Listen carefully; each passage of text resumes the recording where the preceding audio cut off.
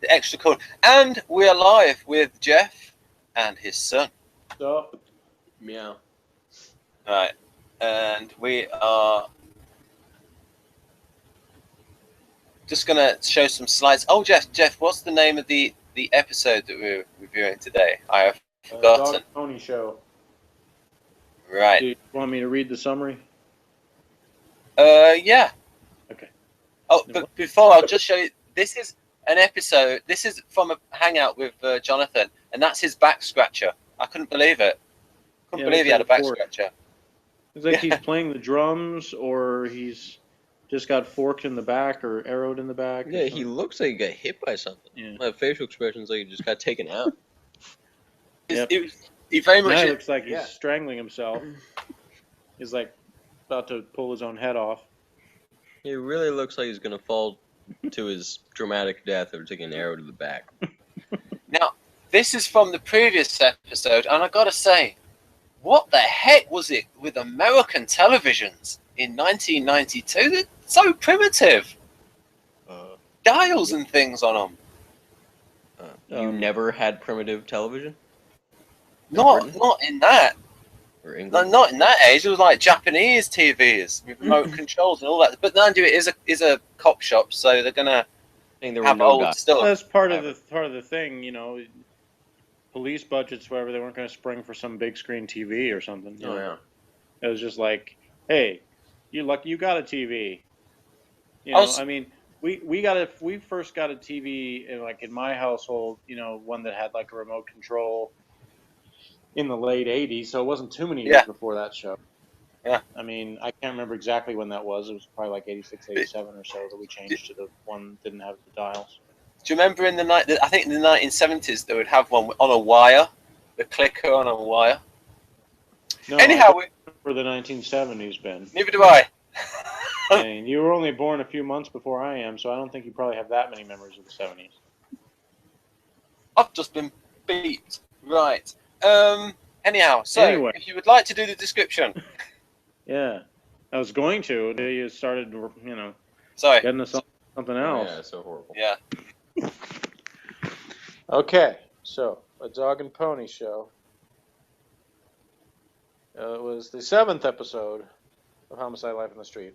Aired as the 6th one because, like we said before, the 3rd one got pushed to the 9th. Originally aired on NBC on March 10th, 1993, and written by James Yoshimura and Tom Fontana, and directed by Alan Taylor. Bayliss continues to despair over the murder case of 11-year-old Adina Watson, which he failed to solve. I read this earlier. I have to say there's a few. I disagree with a few things in the description, so I'm kind of. I might change some things as I'm reading it, because this one isn't as good as the previous ones. There's like some sort of editorial comments, or it was probably an NF that wrote it. Anyway, because it's not even completely factually accurate here, but because he's not really despairing over it. But anyway. When G orders Bayliss and Pembleton to move on and take new cases, they are assigned to solve the murder of Jake, a police dog. Bayliss thinks it's a waste of time, but according to municipal law, the death of a city-owned animal is treated as an official investigation. Pembleton decides to take the case seriously. The dog's gums are extremely red, and Pembleton believes he may have been poisoned or gassed. They question local dog pound employee Penny, who admits she accidentally killed Jake with carbon monoxide after mixing him up with another dog, then dumped the body in a panic. John Kuhn, Jake's human partner, scatters Jake's ashes in a lake, and Bayliss, reminded of Adina Watson, reacts emotionally. Felton and Howard, meanwhile, respond to the murder of a young woman named Ida Mae Keene, who was found cut and tortured to death in a bedroom. They determine the victim likely knew her killer, and the next day they question Pony Johnson, a drug dealer who was having an affair with Keene. Johnson denies killing Keene, but Johnson's other girlfriend tells the detectives Johnson abruptly left a party with a fellow drug pusher named William Liness the night of the murder. Later, Lewis reports William's mother, Alexandra Liness, was killed the same way as Keene. Felton, Howard, and Lewis interrogate William Liness, who confesses he sat in the car while Johnson killed his mother for taking drugs away from William. Medical examiner Blythe leaves her visiting son Danny with her boyfriend Bolander for the day with the hopes they will get to know each other better. Danny rides along with Bolander and Munch on their murder investigation, but acts very wild and constantly asks inappropriate questions. tell this person was making the moral judgment as they were writing this summary. At dinner later, Danny asks Bolander about his sex life with Danny's mother, making Bolander extremely uncomfortable. Bolander later tells Blythe he believes her son is crazy.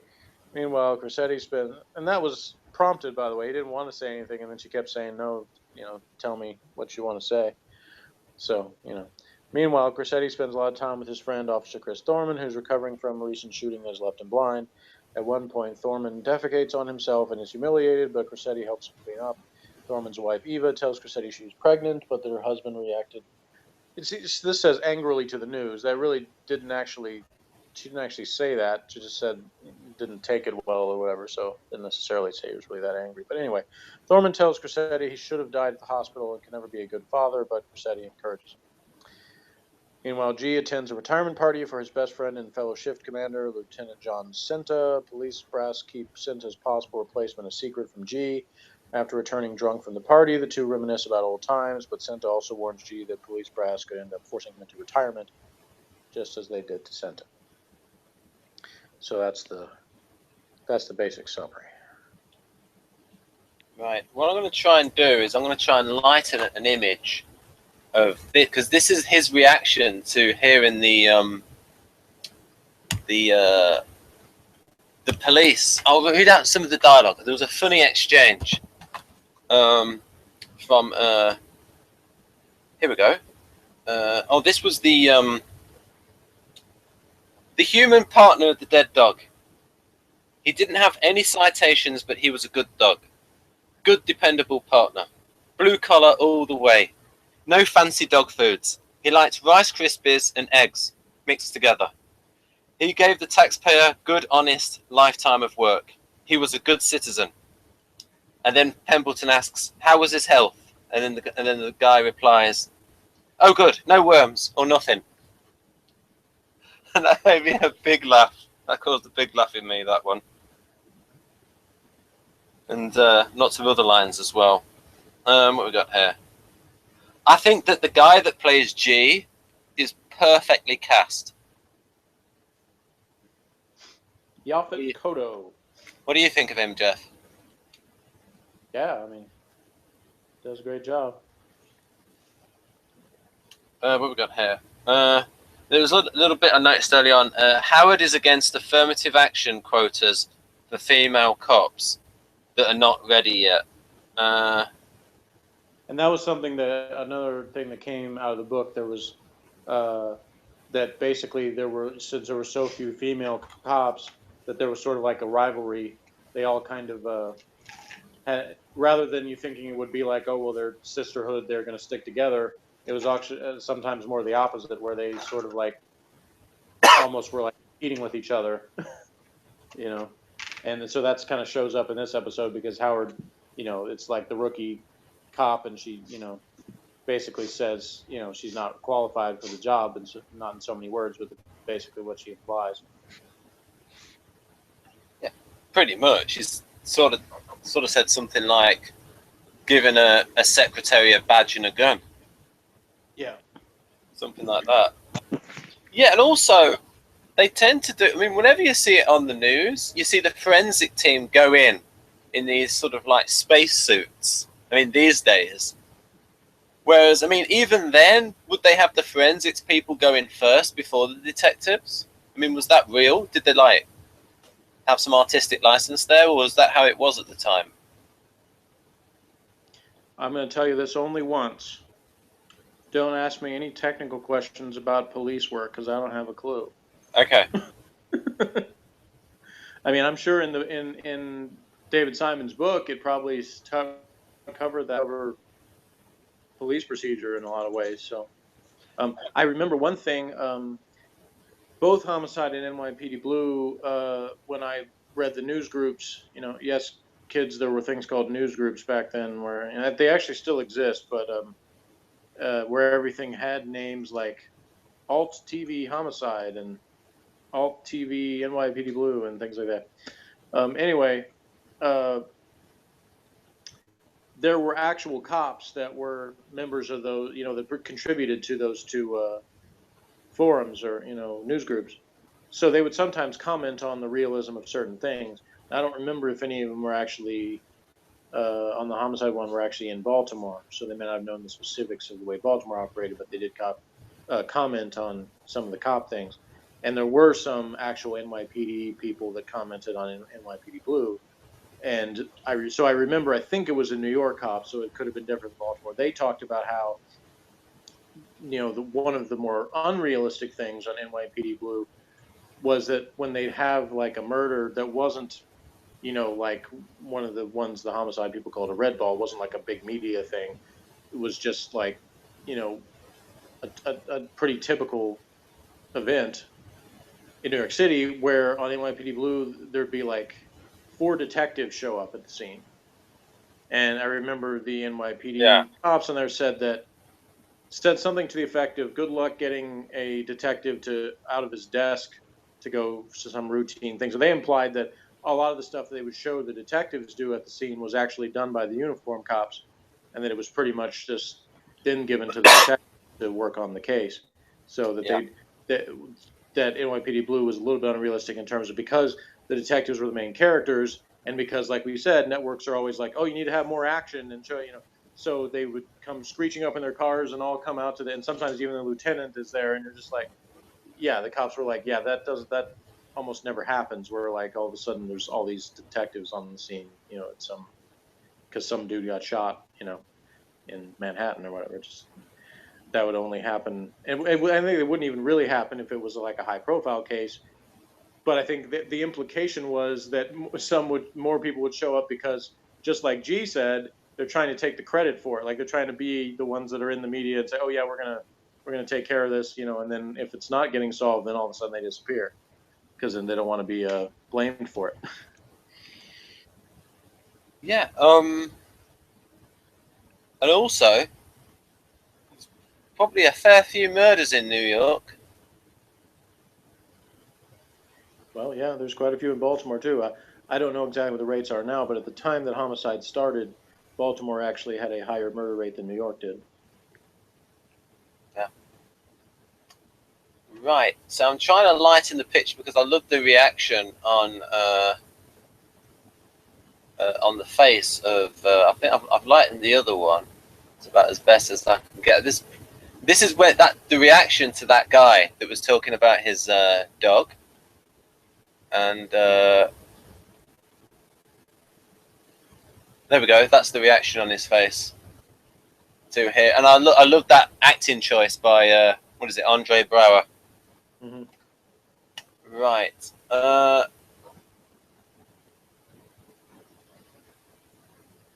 Right. Okay. Someone just messaged me on Skype. I'll attend to that later on.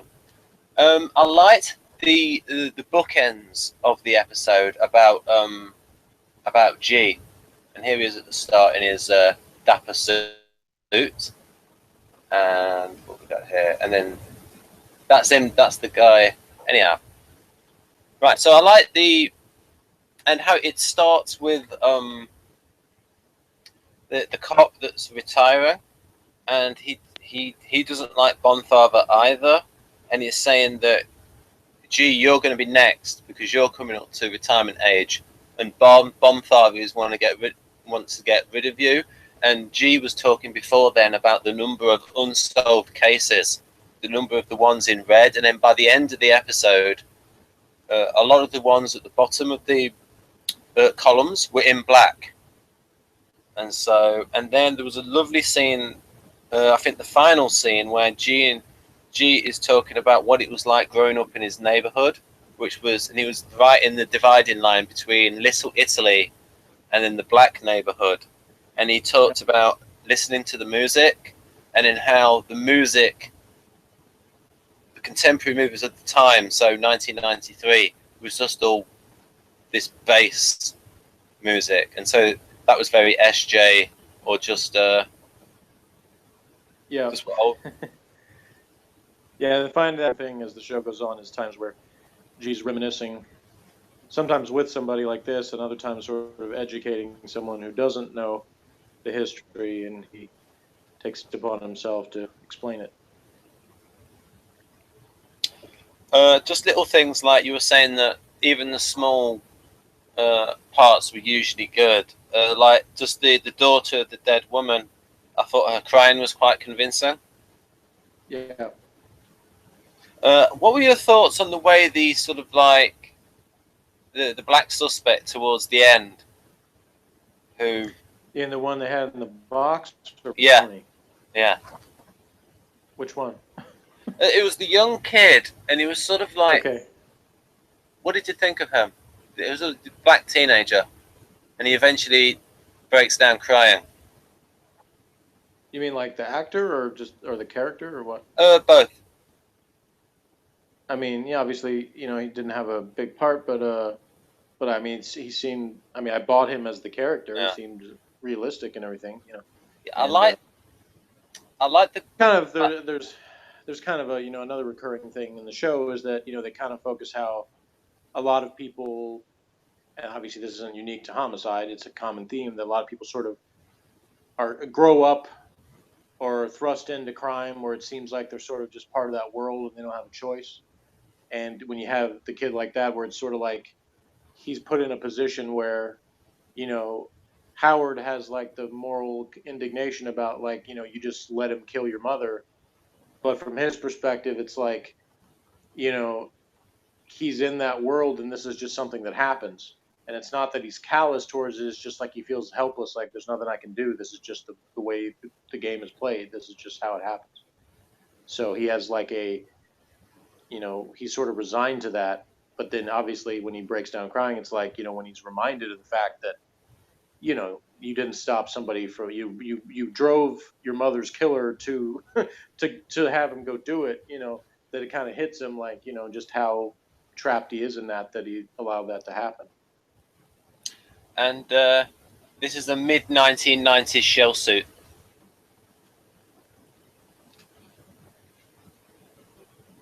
You say shell suit? Yeah, shell suit. Is that like another word for jacket? Yeah, it's basically what people would wear at the gym, and they would wear them during the day. Yeah, shell suits.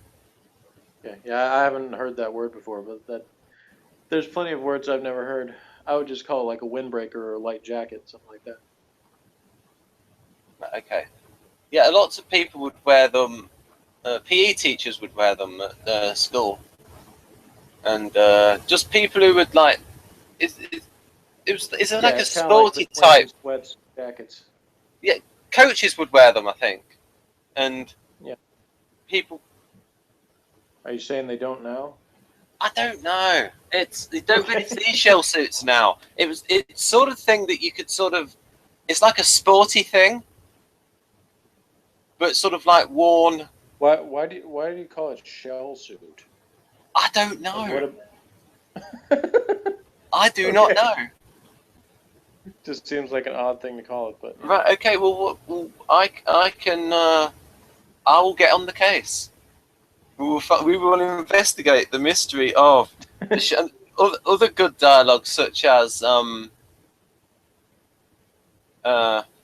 they were talking about the dog in the car, Bayliss and Pembleton. Yeah, there was a nice guy from the shell suit guy. In times like these, jail doesn't scare me or anyone else, and that's what he says now. And then I think you got Pembleton saying a dog shouldn't be named Rex, and then Bayliss Rex. That's original. Oh no, he said a dog should be named Rex. We got here. yeah, they sort of, even though he didn't say that specifically, it sort of implied that. Right. Or Bayliss said your dog was named Rex, or Right. because it was like his own dog that he had when he was a kid in New York. Right.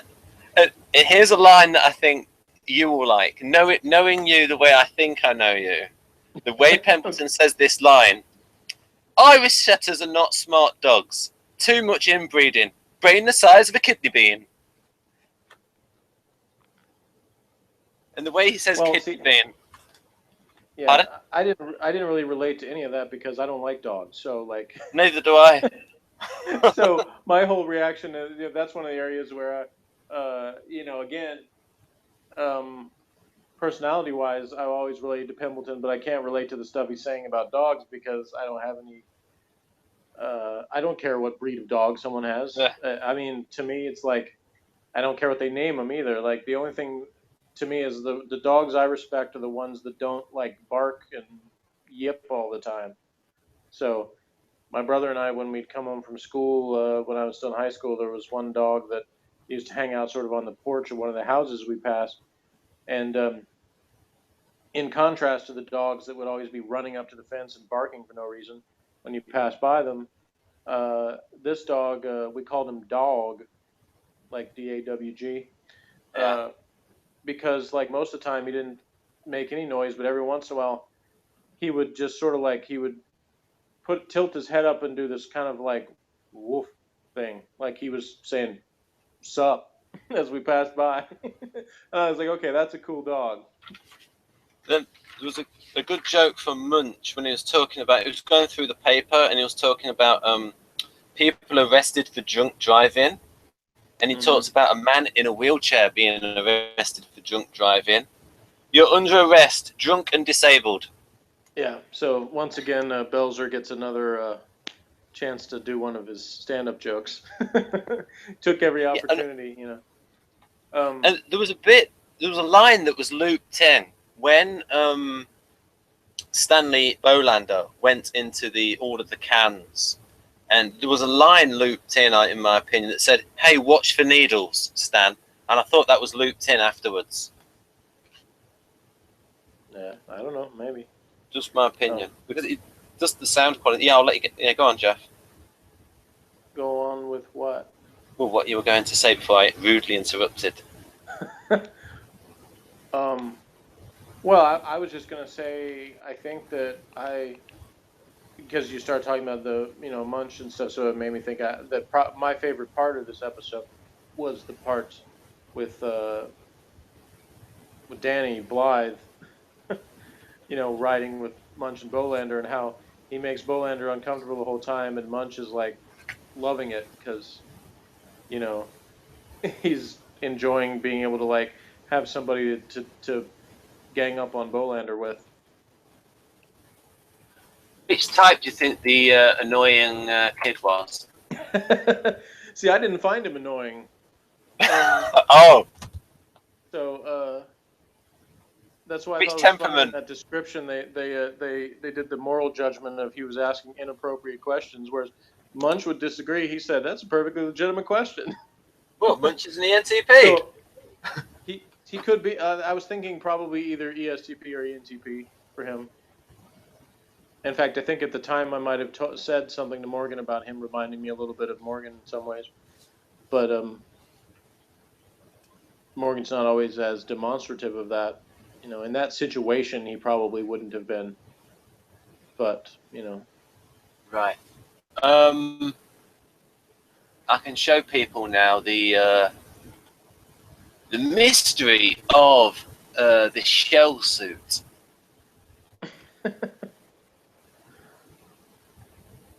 Is it really a mystery? Well, he can show people what exactly. I think people in New Jersey wear it quite a bit. This sort of thing. Well, yeah. I mean, I've seen plenty of those. I just never heard the name before.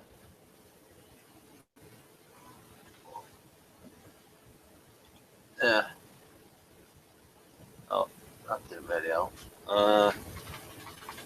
There we go.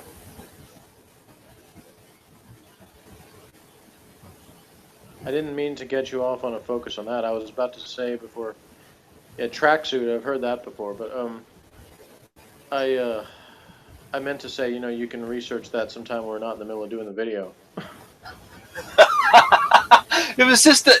Let's just because we are getting towards. If you want to say any more, and I'll just because it's it's not on Wikipedia. I thought it just explain. Okay, right. So yeah, shell suit. That now people a rose or a shell suit by another name.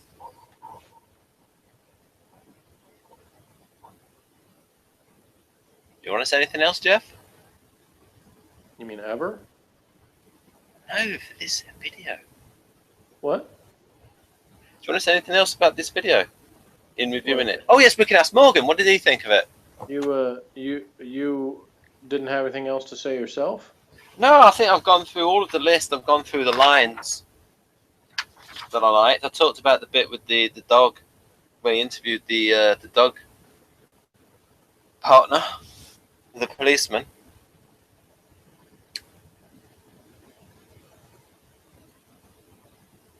No. I guess you didn't like Danny as much as I did, huh? Well, it was a bit tragic though. The guy who got blind. No, I was talking about Blythe's son, but yeah, I mean the scene No, with Crosetti and Thormann was good. I thought, it was more like the show again being unafraid to show things that make people uncomfortable, but that were realistic. I like to focus on the humour of it and the little moments like with G. Well, that's why I was mentioning the parts with Danny. I figured you would enjoy that more because there was more humor in it. Danny, you mean that SP kid? Like I said, Dr. Blythe's son, the curly-haired kid. Yeah. Because there was such a great, to me, interaction between the contrast between him and Bolander being like the typical guardian response to anybody who's like being in their mind inappropriate or displaying emotion or enthusiasm where it's not appropriate, then they instantly start saying he's crazy, or he's got a screw loose in his head just because he's different than quote unquote normal people. Or obnoxious. The thing is, he wasn't really that obnoxious. I mean, he got a little bit got a little too personal in the questions, but it's like that's the thing. If it had been Felton or Pembleton at the table getting asked that question, then the response, when Stanley finally says none of your business, like that would have been probably the first response. Either that or like if it was Munch, he probably would have tried to mess with him more. Yeah.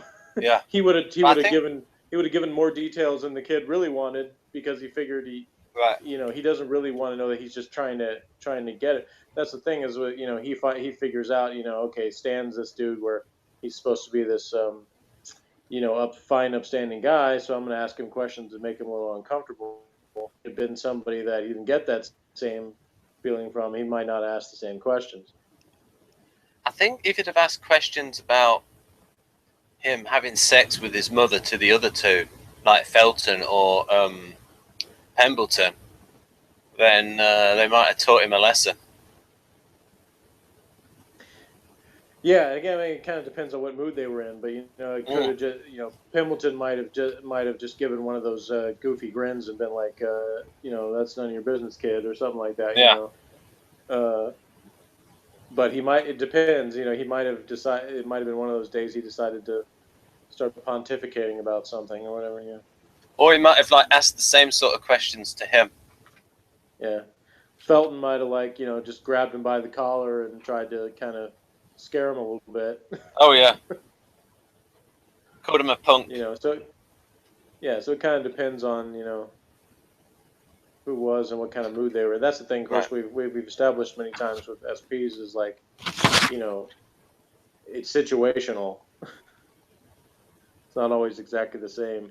Whereas Bolander, probably no matter what situation he was in, he would have had pretty much the same reaction to being asked those questions. Whether he was on the job, at home, in a bar, wherever. Well, I'm with Bolander on this one. But then again, I'm turning into an SJ. Well, see, the thing is, to me, it's like I can say in that, if I was the guy in that situation, say I was going out with a woman and then, Yeah. He's got a teenage son that acts like that. There's a part of me, like, because I would relate to some of that, like, especially now that I think I've learned more about people, that I have more appreciation, not just for people that are different from me, but also people that are similar to me in ways that I might not have acknowledged in the past. Put it that way. I'm just typing here that I'm in a hangout. Right. So, what does Morgan think of the episode? I don't know. He left. Ah. And he wasn't watching it with me, so it's been longer ago that he saw it. Probably been, a year or so since he saw it. So. Right. So, tomorrow we'll be reviewing Blake 7, Mission to Destiny. There's not much else I've got nothing else to say about the episode. All right. So. Well, then, everybody, thanks for watching, and join us next time on our Homicide series for The Rocket's Dead Glare. Which, if people don't know, is a pun on... Well, just look at the... people should know what it means. Blimey. They hear the American National Anthem enough. If they're American, they know what that's about. Look, they should do, or they've been living under a rock. Yeah.